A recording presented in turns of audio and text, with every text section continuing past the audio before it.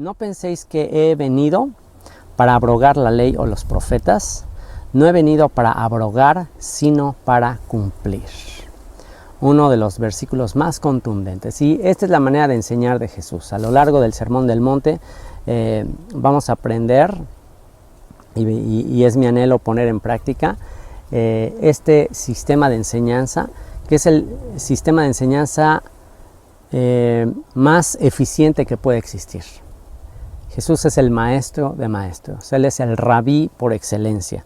Y su estilo de enseñanza es establecer una verdad, establecer un principio, después ampliar ese principio y después dar ejemplos. Eso es lo que va a hacer aquí. Esta es la declaración contundente que le está dando. Después va a ampliar un poquito y después va a hacer un llamado o va a dar una aplicación al respecto.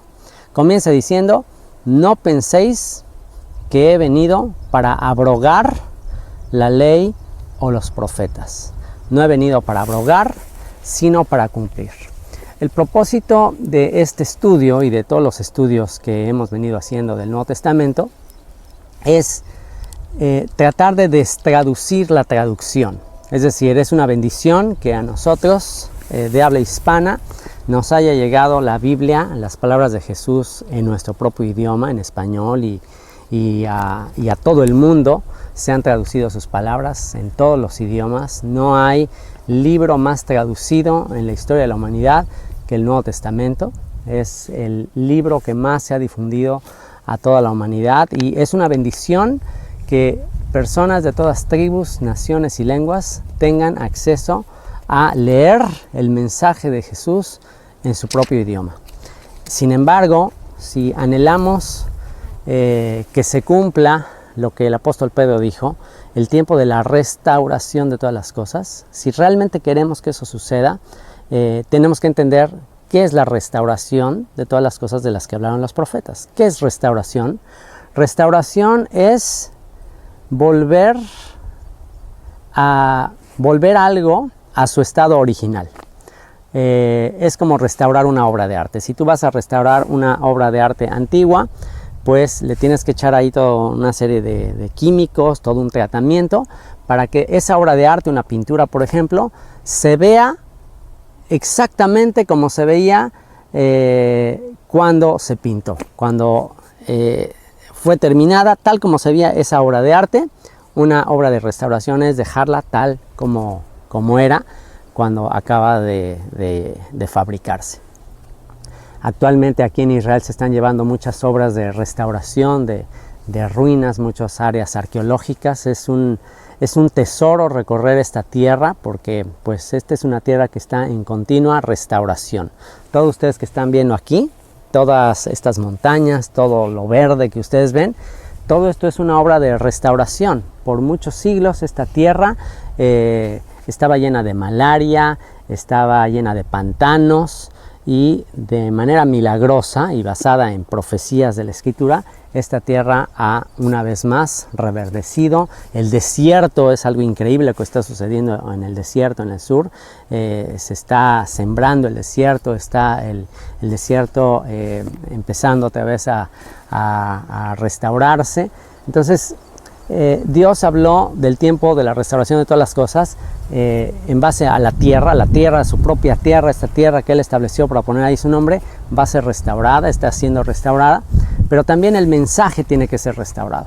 El mensaje que fue dado a los profetas tiene que ser restaurado, es decir, lo tenemos que volver al original. Y si queremos hacer eso, bueno, una manera de hacerlo en cuanto a la Escritura es destraducirlo, tratar de venir a los términos que usó Jesús específicamente, y el pensamiento, y aquí es muy importante pensar en el contexto hebreo en el que él vivió, ya que las escrituras, las sagradas escrituras, fueron dadas en hebreo.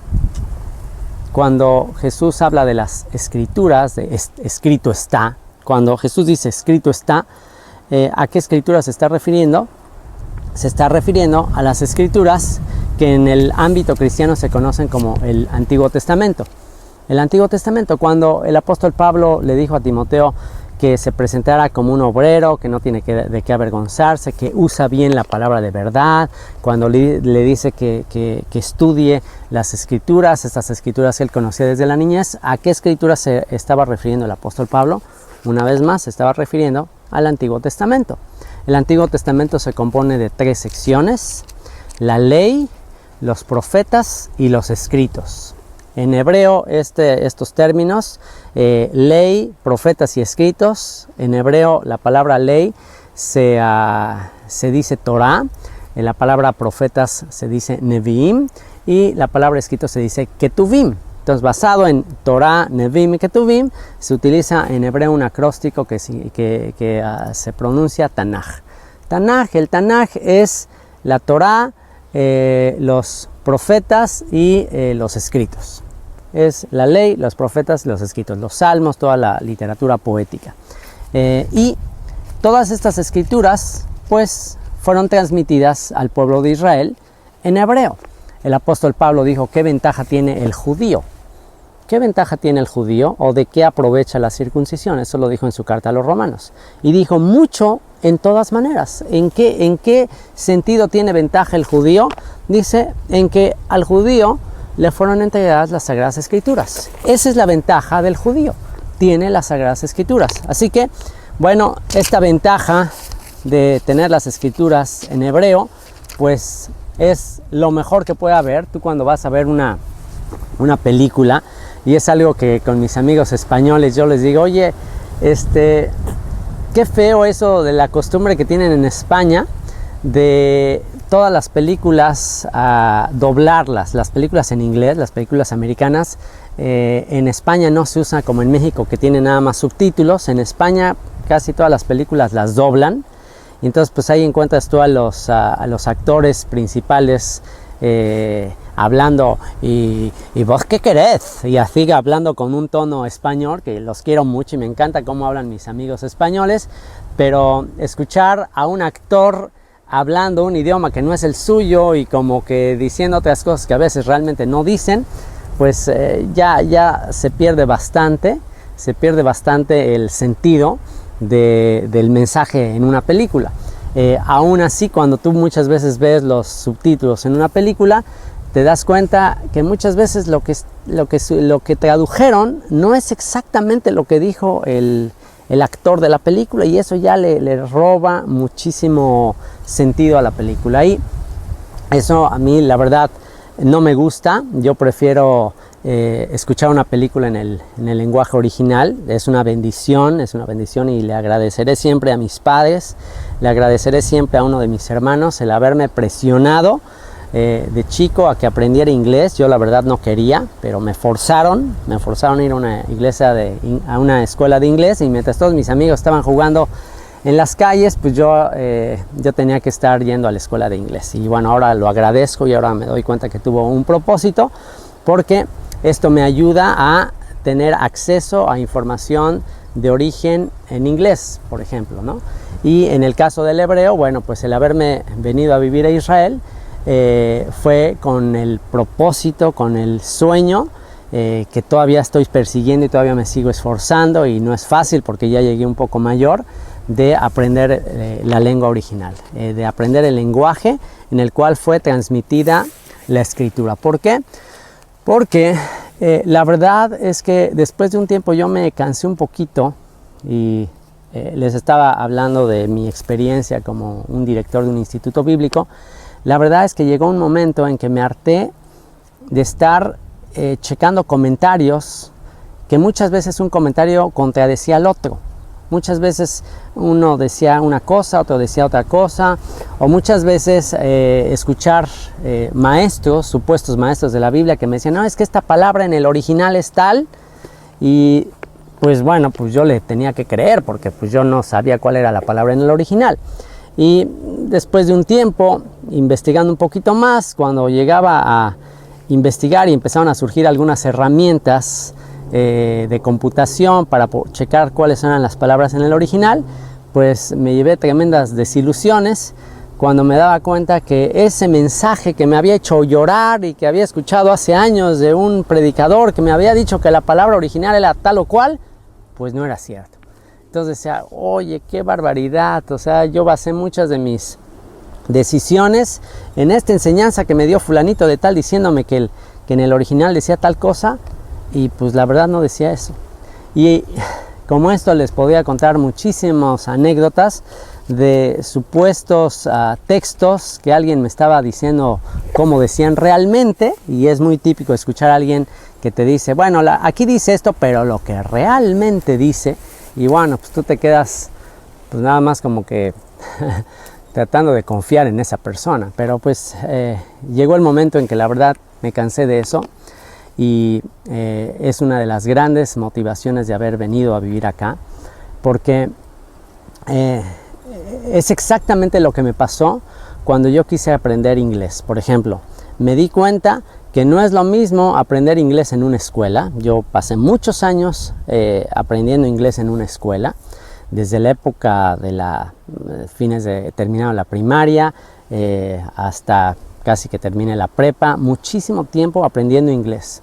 Y me llevé tremenda decepción cuando llegué a vivir a los Estados Unidos una temporada y me di cuenta que no les entendía.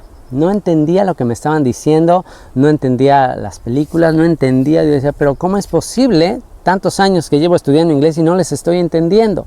¿Por qué? Porque me di cuenta que a la hora de escuchar las expresiones, de escuchar ciertos modismos que utilizan, pues pues no es lo mismo como escuché ciertas palabras allá escucharlas en el diario vivir.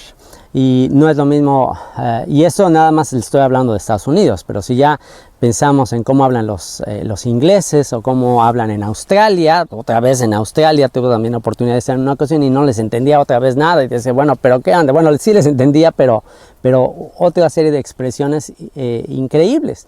Entonces, ahí lo que comprendí y lo que cualquier lingüista o cualquier persona que conoce otro idioma sabe, es que para el idioma también tiene que ver muchísimo con la cultura de una nación. Es decir, las expresiones culturales de una nación se reflejan en su lenguaje. Y puede ser que tú conozcas la gramática, conozcas una palabra, pero no la vas a entender exactamente a menos que sepas en qué circunstancias, en qué situaciones se utiliza dicha palabra. Así que, bueno, pues conociendo todas estas situaciones, pues me di cuenta que si yo quería tratar de entender el mensaje de Jesús, las expresiones de Jesús, cierta terminología que él usa, o el apóstol Pablo, y ya ni hablemos del apóstol Pablo, que es todavía mucho más complejo, pues tenía que conocer el ámbito en el que ellos vivieron. Así que, pues, vamos a destraducir lo que está diciendo aquí en el verso 17, tomando en consideración todas estas cosas que les digo. No penséis que he venido para abrogar la ley o los profetas. Vamos a empezar por definir esta palabra ley. ¿Qué es la ley? Bueno, pues ya lo hemos estado mencionando. La palabra ley es la Torah, la ley de Moisés, los libros de Génesis, Éxodo, Levítico, Números y Deuteronomio. Estos 5 libros que ahora los tenemos nosotros como 5 libros, pero en aquella época no estaban divididos así como 5 libros. Era un rollo, lo que se conoce como el rollo de la Torah, y era un rollo escrito. Y aquí está diciendo, no piensen que yo he venido a abrogar. La palabra abrogar, si la traducimos en un Nuevo Testamento en hebreo, en el Evangelio en hebreo de Mateo, dice así: no piensen que he venido, y la palabra que se usa para abrogar es el verbo levatel. Levatel es de cancelar, una cancelación. Lo que Jesús está diciendo, no he venido a cancelar. No he venido a cancelar la Torah. No he venido a cancelar la Torah, la ley de Moisés, Génesis, Éxodo, Levítico, Números y Deuteronomio. No he venido a cancelar la ley o los profetas. No he venido a cancelar, sino para cumplir. Cumplir tiene que ver con lo voy a poner en práctica. He venido a poner en práctica. No vine a cancelar, he venido a que se cumpla, que se ponga en práctica. En otras palabras, yo he venido a hacer lo necesario para que se cumpla. Y esto está todavía más fuerte, porque ya cuando tú lees este pasaje con las palabras y el pensamiento hebreo, pues en este momento se derriba un gran sistema teológico que por muchos años yo viví en él y yo mismo transmití, yo mismo enseñé. En la mayoría de los comentarios, que por supuesto se meten en un problema, porque si hablamos sincera y abiertamente de la teología cristiana, no nada más la teología católica protestante, sino la teología evangélica protestante, por eso es que les digo que es mi esperanza, es mi anhelo, es mi sueño, que este mensaje cause una segunda reforma, porque aunque fue una bendición la primera reforma y lo que logró es que esta palabra se difundiera y ahora ya cualquier persona en el mundo tiene acceso a la escritura, cualquier persona en el mundo tiene acceso a leer la escritura. Bueno, pues eso causó la primera reforma. Ahora, ¿qué tiene que hacer la segunda reforma? La segunda reforma ahora lo que tiene que hacer es, bueno, ya que tienes la escritura, ya que no se prohíbe que leas la escritura, ya que toda la gente en todo el mundo tiene la escritura, bueno, ahora vamos a examinarla. Ahora vamos a estudiarla en su contexto. Y una vez que todos estudiemos en su contexto la escritura, entonces ahora sí prepárate, porque vendrá el avivamiento y la reforma más grande de todos los siglos. Yo considero que es la reforma definitiva, o más bien la reforma completa, porque los mismos cristianos, yo dentro del movimiento cristiano, yo leí infinidad de comentarios de teólogos muy reconocidos en el ámbito protestante que decían que la reforma fue algo sensacional, fue algo extraordinario, pero que la reforma tiene que continuar, que la reforma no ha concluido, que la reforma tiene que ser completada. ¿Y cómo se puede completar la reforma? La reforma puede completarse saliéndose totalmente de la tergiversación que hizo el catolicismo romano, saliéndose totalmente de ahí y volviendo a la fe original de los profetas y los apóstoles. Es entonces cuando verdaderamente se habrá cumplido la reforma. Porque ¿cuál fue el propósito de la reforma? Dejar todos los dogmas de la Iglesia Católica que ya se habían apartado de las Escrituras y volver a la Escritura. El lema de la Reforma Protestante es la sola Escritura, solamente la Escritura. Es la Escritura nuestra máxima autoridad en materia de fe y doctrina. Así que, bueno, si eso predica la Reforma Protestante, eso es justamente lo que queremos hacer, volver a la Escritura. Así que, volviendo a la escritura, y bueno, aquí ya me estoy llenando aquí de unos insectos un poco molestos. Bueno, ustedes van a... me perdonarán que me esté aquí espantando de repente los insectos, pero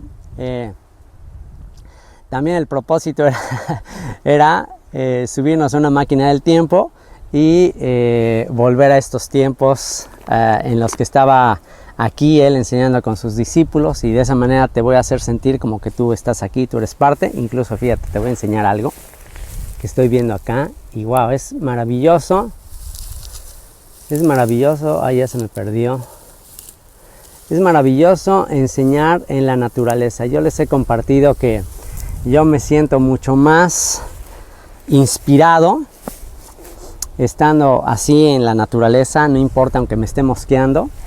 Pero me siento mucho más relajado, mucho más inspirado compartiendo aquí que en un templo o en un lugar cerrado, en una construcción llena de símbolos religiosos. La verdad, aquí estando en la naturaleza, puedo entender por qué el maestro de maestros eligió este tipo de escenarios para venir con sus discípulos y compartirles. Así que bueno, así de repente si me mosqueo, ya saben por qué. Y les estaba explicando esto de las palabras, ¿ok? Las palabras que tenemos que restaurar. Tenemos que ser cuidadosos en entender la escritura tal como dice. Tal como dice, no penséis que he venido para abrogar la ley o los profetas, no he venido para abrogar, sino para cumplir. Tenemos que examinar lo que dice la letra y librarnos de un disparate de interpretación en el que caen incluso dentro de algunos grupos cristianos diciendo que no hay que clavarse tanto en el estudio. Yo llegué a escuchar esta clase de enseñanzas de personas que decían, no te claves tanto, no seas tan, no te claves tanto en estar estudiando, no te fanatices tanto en estudiar, y me lo decía gente cristiana, gente supuestamente que eran seguidores de Jesús y todo, que decían, no hay que clavarse tanto porque la letra mata. Y el versículo que utilizaban para decir esto es que la letra mata. La letra mata, el espíritu vivifica. Por eso hay que andar en el espíritu. Y desde la perspectiva de esta gente, que había sido enseñada mal, por supuesto, en este sentido, era que andar en el espíritu es andar así como tipo Hare Krishna, o así con el ojo blanco y nada más esperando que venga el espíritu y que me llene y que me haga vivir experiencias sobrenaturales, y que ya mientras el espíritu me esté llenando y yo esté acá todo el tiempo en el clímax espiritual, ya con eso no necesito estudiar. Que realmente el estudio es, háganme ustedes el favor, seguramente algunos de ustedes han llegado a escuchar algo así, pero se consideraba el estudio como algo carnal, como que si eres muy estudioso, pues estás en la carne, estás siendo muy carnal, muy terrenal, que más bien hay que andar como en la libertad del espíritu. Entonces, bueno, tantas aberraciones yo llegué a escuchar del texto. Ya está aquí la que les quería enseñar. Ok, ahora sí, aquí está. Miren, esto es lo que me inspira de estar aquí. Una catarinita, lo que me inspira de estar aquí en la naturaleza. Y bueno, esta es la parte buena, no nada más son las moscas, pero bueno. Entonces, les decía que tantas aberraciones que se escuchan tratando de quitarle importancia al estudio de las Escrituras. Pero el apóstol Pablo dijo que solamente el estudio de las Sagradas Escrituras, cuando le dice a Timoteo que el estudio de las Sagradas Escrituras le podían hacer sabio para la salvación que es en Cristo Jesús. O sea, no estamos hablando de una cuestión extra o adicional. Le dijo, el estudio de las Sagradas Escrituras te pueden hacer sabio para la salvación que es en Cristo Jesús. Si lo más importante para el creyente es la salvación en Cristo Jesús, si eso es nuestra meta más grande, la salvación en Cristo Jesús, pues el apóstol Pablo dijo que era necesario el estudio de las Sagradas Escrituras. ¿Y cuáles Sagradas Escrituras son las que tenía Timoteo desde la niñez? El Antiguo Testamento, la ley de Moisés, los profetas y los escritos. Esas eran las Sagradas Escrituras. Así que Jesús, hablando de esas Escrituras, les dice, no he venido para abrogar, para cancelar la ley de los profetas, no he venido para cancelar, sino para cumplir.